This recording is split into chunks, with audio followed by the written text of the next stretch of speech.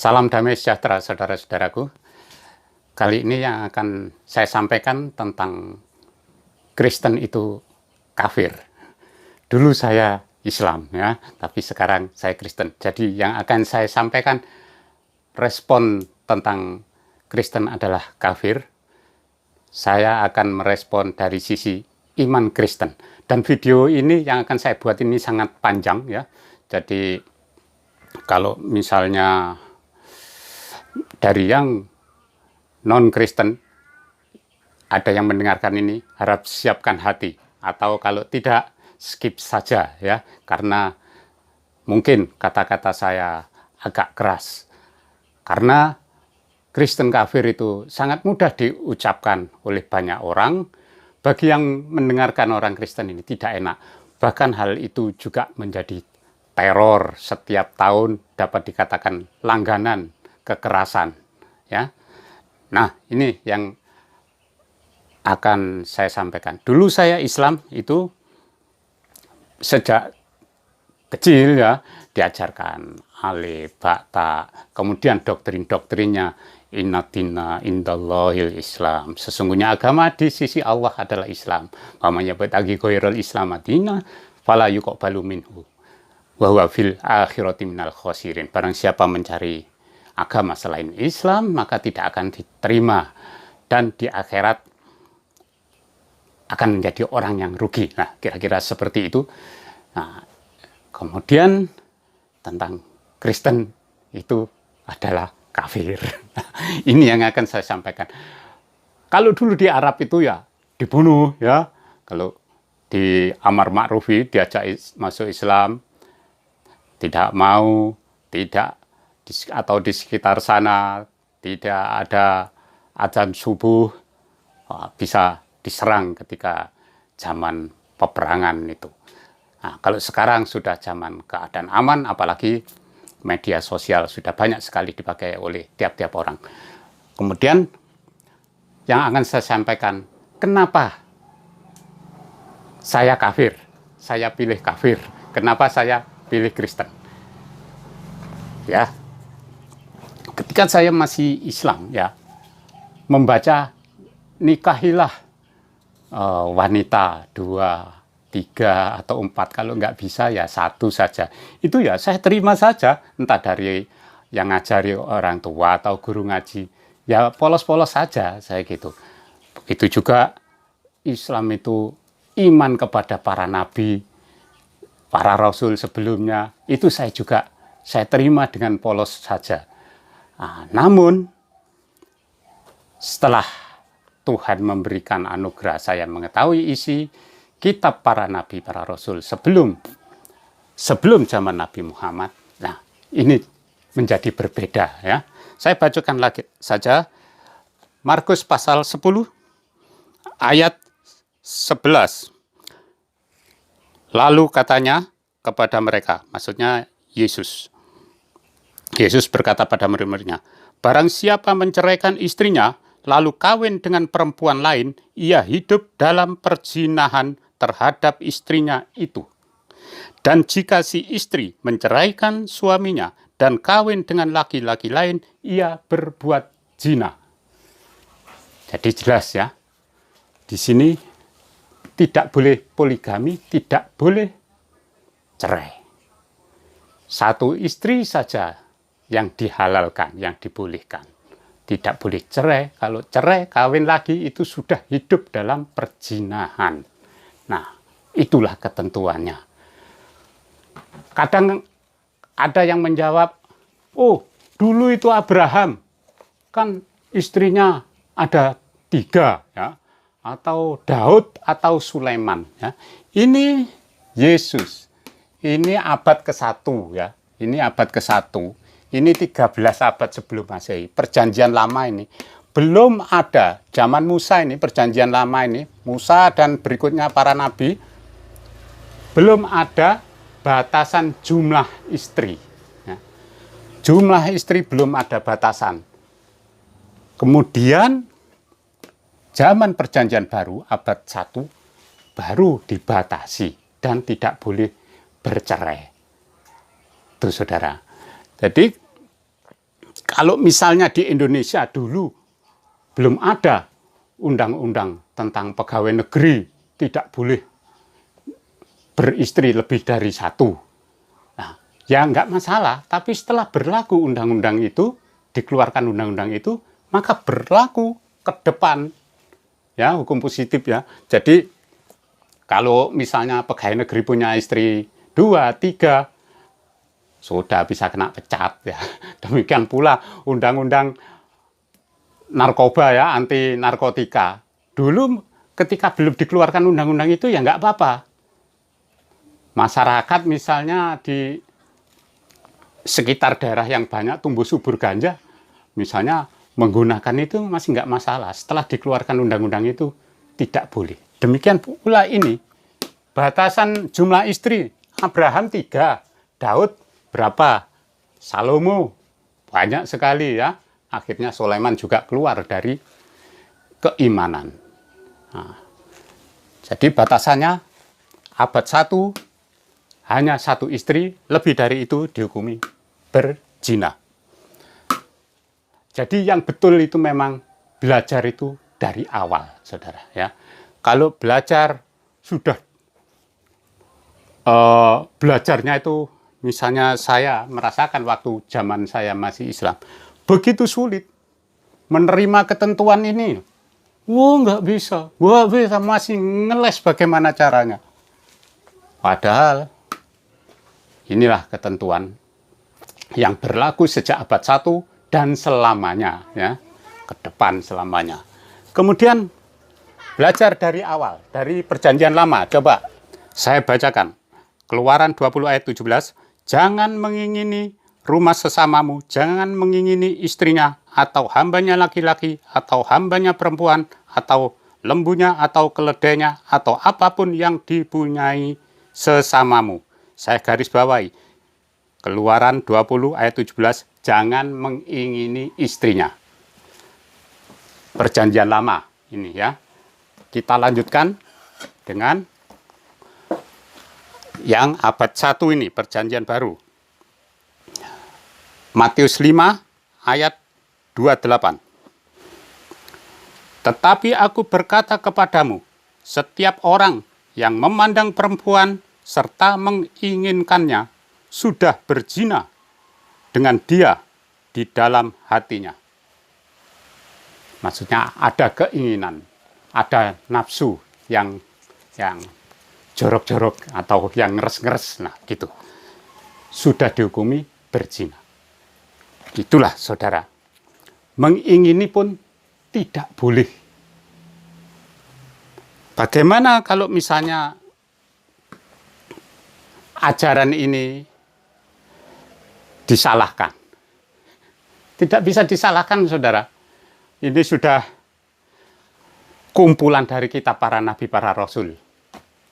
Kita bandingkan, misalnya, silakan yang berkeyakinan masing-masing ya, misalnya yang di Islam. Ini poligami nih ya, poligami. Poligami. Terus, ada Anisa ini ya, ada Anisa ini. Anisa. Ada At-Tahrim.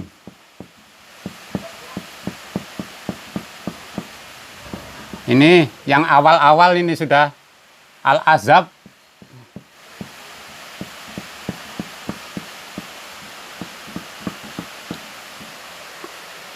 Juga yang awal-awal semuanya ini. Di sini tadi kita lihat tidak boleh mengingini istri orang lain. Di sini maupun sini tadi hanya boleh 1 istri, tidak boleh bercerai, dan tidak boleh mengingini wanita lain termasuk istri orang lain. Kemudian saya bacakan Al-Ahzab 37. Dan ingatlah ketika engkau Muhammad berkata kepada orang yang telah diberi nikmat oleh Allah, dan engkau juga telah memberi nikmat kepadanya. pertahankanlah terus istrimu dan bertakwalah kepada Allah, sedang engkau menyembunyikan di dalam hatimu apa yang akan dinyatakan oleh Allah, dan engkau takut kepada manusia, padahal Allah lebih berhak engkau takuti. Maka ketika Zainab telah mengakhiri keperluan terhadap istrinya, maksudnya menceraikannya, kami nikahkan engkau dengan dia, dengan Zainab, si yang tadi istri dari Zaid, anak angkatnya itu, agar tidak ada keberatan bagi orang mukmin untuk menikahi istri-istri anak-anak angkat mereka apabila anak-anak angkat itu telah menyelesaikan keperluannya terhadap istrinya, dan ketetapan Allah itu pasti terjadi. Wow, ya, itu suatu yang bagi orang yang membaca kitab perjanjian lama, ketentuan perjanjian baru, suatu hal yang mustahil dan hal yang mustahil, ya. Wih, bisanya sampai segitu. Waktu saya itu sudah Kristen, tapi ada teman tanya, apa orang Islam itu nggak curiga, nggak mempertanyakan bahwa ayat-ayat itu dari dirinya Nabi Muhammad sendiri dengan mengatasnamakan Tuhan, maksudnya? Saya jawab, tidak. Saya dulu waktu saya Islam juga lugu-lugu saja. Saya terima saja, karena inna dina indallahi Islam. Agama di sisi Allah itu agama Islam. Barang siapa cari selain Islam, ya tidak diterima, ditolak. Kalau kita malah ragu-ragu, malah mengurangi keimanan. Nah, itu saudara. Ini mengapa kami kafir, mengapa kami tidak percaya, ya, kafir, tidak percaya dengan apa yang diajarkan oleh Nabi Muhammad itu. Nabi Muhammad, nabinya orang Islam, memang bukan nabinya orang Kristen. Karena ajaran ini bertentangan dengan ajaran para nabi, para rasul sebelumnya. Ini. Jadi kalau ini orang Kristen itu ke surga, orang Islam kemana? Ini bertentangan ini. Ini bertentangan, bukan berbeda. Ini bertentangan. Atau kalau orang Islam yang ke surga, orang Kristen kemana? Orang Kristen ke neraka. Innal ladzina kafaru fi nari jahannam khalidina fiha. Ya, gitu kan. Kalau di Islam itu orang kafir itu di neraka jahanam kekal selama-lamanya. Nah, hal ini, ajaran ini, apa sebab kami tidak percaya dengan yang diajarkan oleh Nabi Muhammad? Karena bertentangan dengan ketentuan Tuhan yang telah tertulis dalam kitab para nabi atau para rasul sebelumnya. Selanjutnya, saudara-saudara, saya akan membacakan Matius 5 ayat 43 sampai 48, juga Markus 12 ayat 28 sampai 31.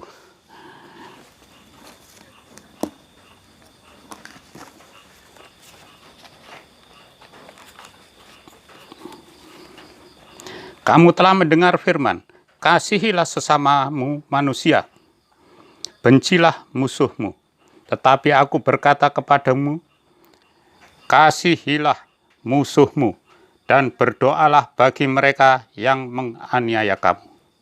Karena dengan demikianlah kamu menjadi anak-anak Bapamu yang di sorga, yang menerbitkan matahari bagi orang yang jahat dan orang yang baik, dan menurunkan hujan bagi orang yang benar dan orang yang tidak benar.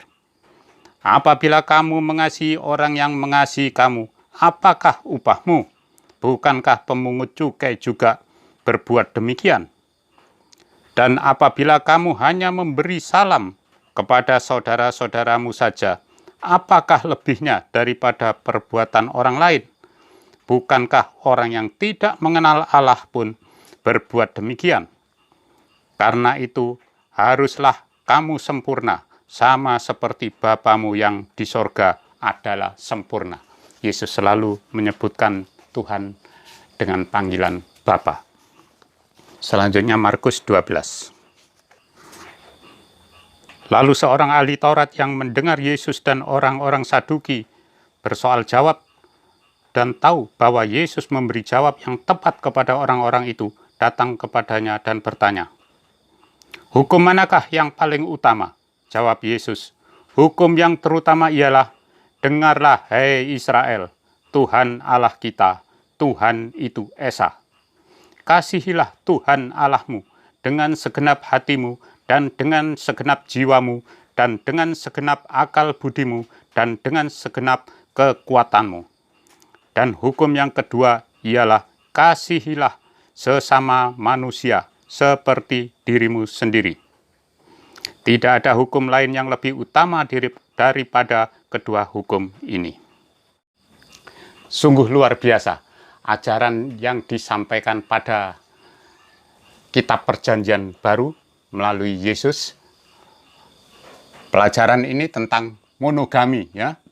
Ini monogami yang di atas tadi. Kalau ini tentang kasih, ya. Ini kasih. Berlawanan dengan yang diajarkan melalui Nabi Muhammad, ya. Poligami, ya. Terus pada At-Tahrim ini tadi, waktu Nabi Muhammad pas ke rumah istrinya, salah seorang istrinya tidak ada di rumah, yang ada budaknya.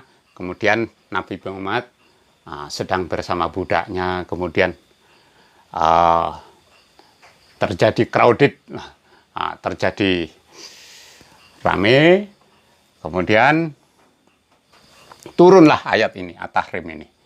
Kemudian kalau Al-Azab ini, si Zaid dan Zainab yang suami istri itu, kemudian Nabi Muhammad melihat di situ ada keinginan dalam hatinya, kemudian oleh Tuhan diceraikan, dinikahkan dengan Nabi Muhammad. Kemudian berikutnya, ajaran yang kami juga tidak percaya bahwa itu ajaran dari Tuhan kami, tidak percaya bahwa yang disampaikan Nabi Muhammad adalah ajaran dari Tuhan kami, ya, yaitu jihad, ya. Kafir, ya. Kami tidak percaya, kami kafir, bahwa ini berasal dari Tuhan. Membunuh masuk surga, ya. Sangat bertentangan dengan Perjanjian Baru. Sangat bertentangan. Kalau dengan Perjanjian Lama dulu ini, zaman Musa, ada apa tidak? Perang, ada, ya. Ada perang. Bedanya yaitu kalau ada rampasan perang, tunggu 40 hari.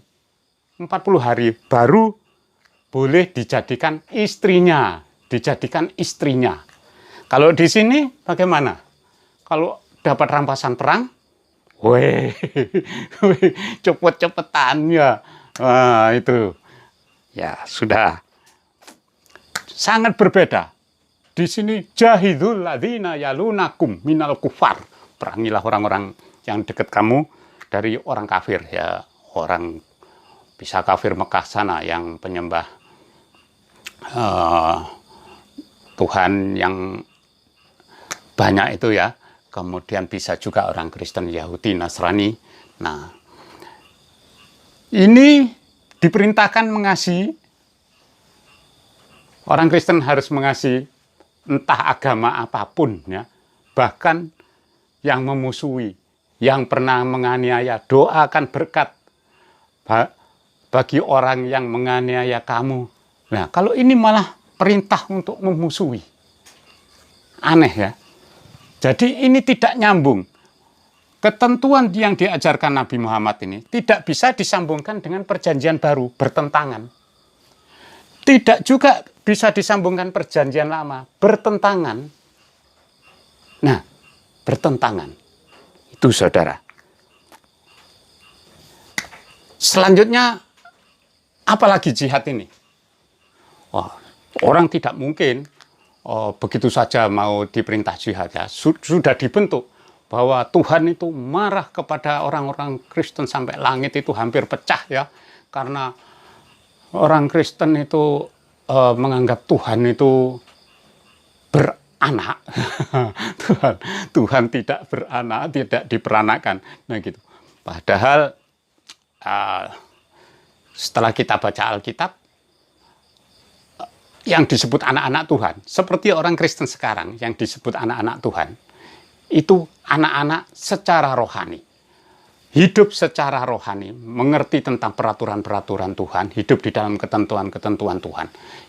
Kemudian percaya dengan penebusan oleh Yesus yang disalibkan itu, maka diberi hak untuk menyebut diri sebagai anak-anak Tuhan. Jadi orang-orang Kristen itu adalah anak-anak Tuhan untuk dipersiapkan oleh Bapa di sorga itu, Bapa Tuhannya orang Kristen, untuk hidup bersama di sorga.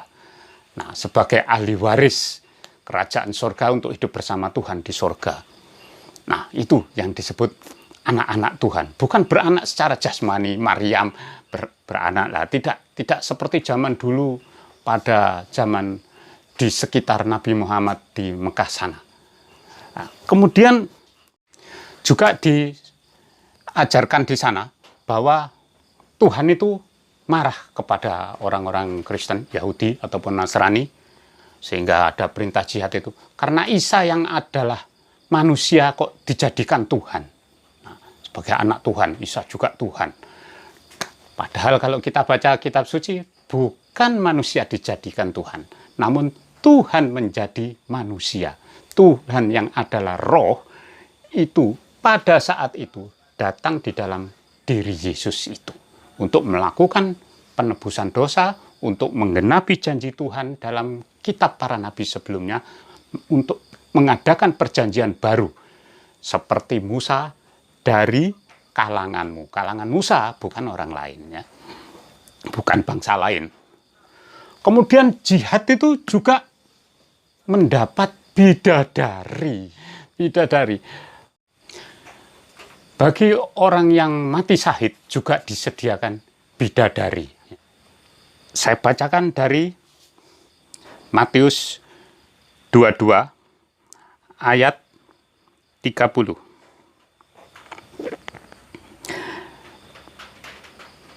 Karena pada waktu kebangkitan, orang tidak kawin dan tidak dikawinkan, melainkan hidup seperti malaikat di sorga. Pada hari kebangkitan tidak ada kawin-kawin, tidak ada nikah-nikah, itu tidak ada hubungan seks, ya, tidak ada hubungan seks. Jadi bidadari di sana di sorga itu tidak ada. Ya, sedangkan di dunia saja ya, di dunia saja kita tidak boleh beristri dua. Kalau beristri dua, wah, misalnya pendeta beristri dua, bubar jemaatnya ya. Sebesar apapun akan habis jemaatnya. Karena itu sudah dihukumi berzina. Jadi, kalau di sorga, ya tidak. Selain tidak hubungan seks, juga tidak boleh. Memang tidak ada hubungan seks. Larangan untuk berzina itu di dunia maupun di sorga. Karena firman Tuhan itu bersifat kekal. Di sorga itu tempat bersama Tuhan, tempat maha kudus, ya, tempat maha suci. Nah, kemudian jihad ini, apa tidak ada Tuhan tahu hal yang begini? Sekarang saya bacakan Yohanes 16, ayat 1-4. Semuanya ini kukatakan kepadamu, supaya kamu jangan kecewa dan menolak aku.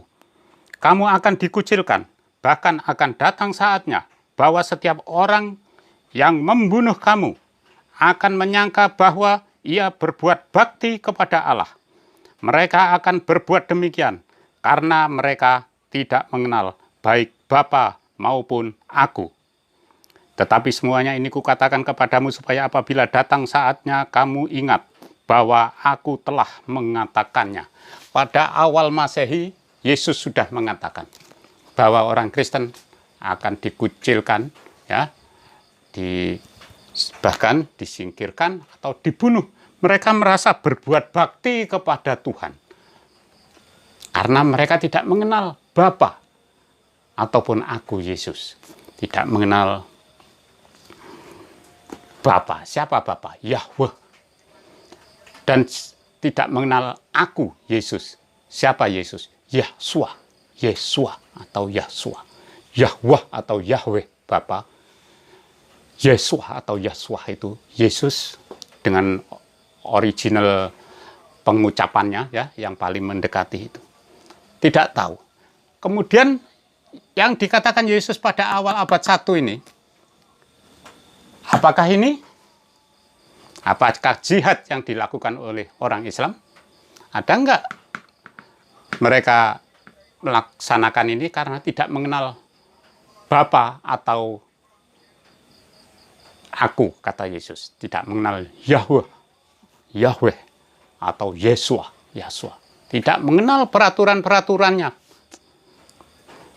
Katanya harus bisa asli, tapi namanya pun tidak bisa mengucapkan dengan tepat. Nah, itu saudara-saudara. Jadi sudah tertulis 600 tahun sebelum ini ada, Yesus sudah mengatakannya. Pikirkan saudara, mana ajaran yang bikin tentram rumah tangga? Yang monogami kah? Atau yang poligami kah? Kemudian mana yang bikin tentram masyarakat atau negara? Yang kasih ini tidak boleh menghakimi, harus merendahkan diri, atau yang menghalalkan membunuh yang tidak seiman? Mana ajaran yang punya nilai kekal? Baik, saya pilih ini ya, karena ini ajaran yang baik, ajaran yang punya nilai kekal.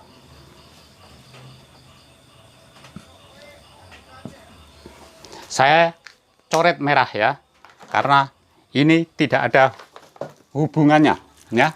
Ini bertentangan. Ini bertentangan.